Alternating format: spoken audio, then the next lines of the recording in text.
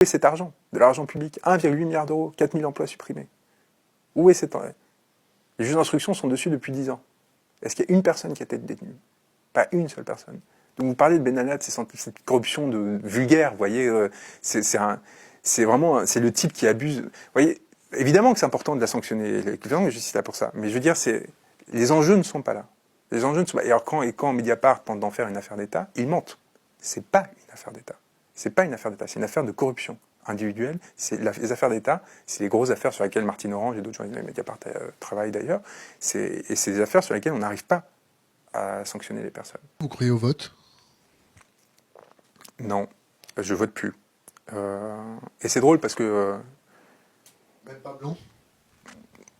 J'ai peut-être voté blanc, mais je reprochais énormément à mes parents de ne pas voter. Mais vraiment énormément. J'ai dit, mais vous avez fui des dictatures et vous votez pas. Enfin, et en fait, j'ai fini par...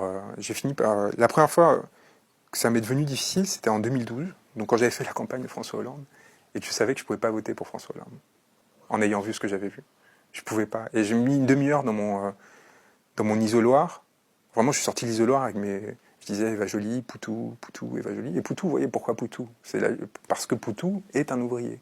Et qu'à un moment, cette parole doit être reportée dans l'espace politique. C'est pas une question de compétence, c'est pas une question de le faire président, etc. C'est un moment où il faut rendre la parole à quand même un tiers de la population française. Donc j'étais là, j'hésitais entre l'anticorruption, je sais pas quoi. Et à un moment, et puis voilà, après, je pense que j'ai voté blanc finalement. Et j'ai pas voté aux législatives. Je me suis présenté aux législatives en 2017 avec la France Insoumise. Il y a eu 75% d'abstention dans ma circonscription et je peux vous dire que je les comprenais.